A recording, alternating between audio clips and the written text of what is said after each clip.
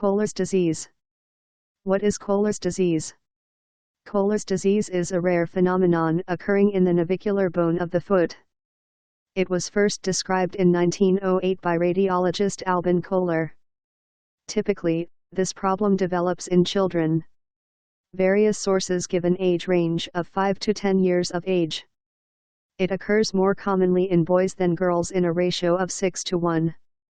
When it does occur in girls, it is typically at a younger age than boys, and is thought that is due to the fact that bones ossify at a younger age in girls compared to boys.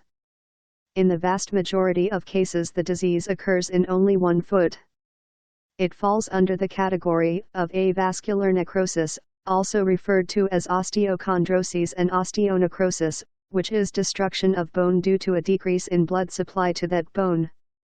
There is no definitive explanation for why this phenomenon occurs, but one put forward is that the navicular bone, being the last bone of the foot to ossify, fully develop, may be pressed against the adjacent bones, the talus and cuneiform bones.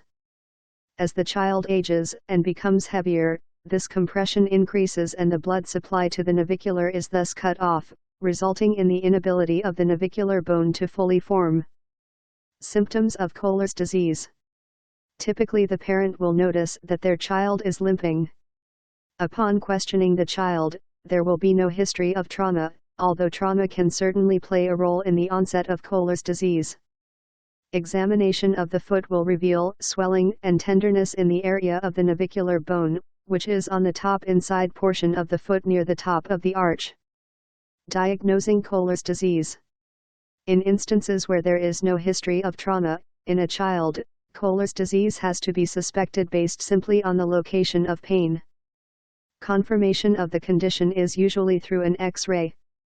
It is recommended that X-rays of both feet be taken, in order to compare the appearance of the navicular bone in each foot. Serial X-rays, taken over a period of several months, can be very helpful in observing the progress of the healing process. Treatment of Kohller's disease. Kohller's disease is thought to be a self-limiting condition, meaning that with proper treatment the problem will resolve. The purpose of the navicular bone with the tibialis posterior tendon inserting into it is to support the arch.